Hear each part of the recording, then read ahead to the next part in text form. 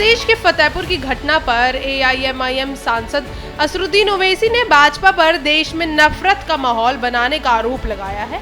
उन्होंने कहा कि खासतौर पर यूपी में मुसलमानों से जुड़े ऐतिहासिक स्थलों पर दावे करने की खुली छूट दी गई है और ये सब पुलिस की निगरानी में हो रहा है। ओवैसी के मुताबिक अगर हमलावर मुस्लिम होते हैं तो हालात अलग होते हैं। उन्होंने इसे मुसलमानों के खिलाफ नफरत और अत्याचार की कोशिश बताते हुए 1952 की याद दिलाने वाला बताया। चलिए जानते हैं पूरी रिपोर्ट।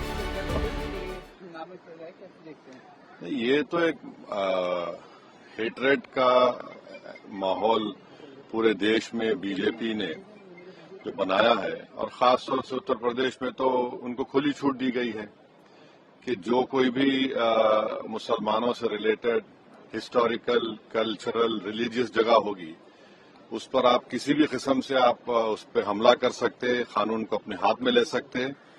और उत्तर प्रदेश की सरकार आंखें बंद कर लेगी, कानें बंद कर लेगी।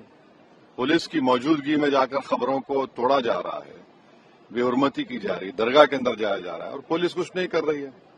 अगर वही लोग मुसलमान समाज के होते तो क्या होता?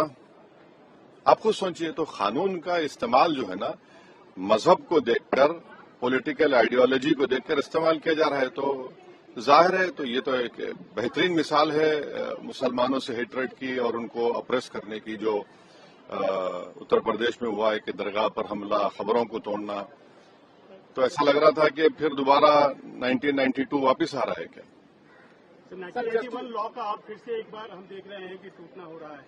1991 लॉ का प्लेसेस ऑफ वर्शिप एक्ट, हाँ, एक बार फिर से वायलेशन हो रहा है। नहीं, वो वायलेशन तो है, मगर पुलिस की मौजूदगी में इनको कैसे इजाजत दी जा रही है? पुलिस क्या कर रही थी वहां पर? पुलिस के सामने खबरों को हमला तोड़ा जा रहा है, नुकसान किया जा रहा है, दरगाह के अंदर घुसकर उसकी तखद्दुस को पामाल किया जा रहा है।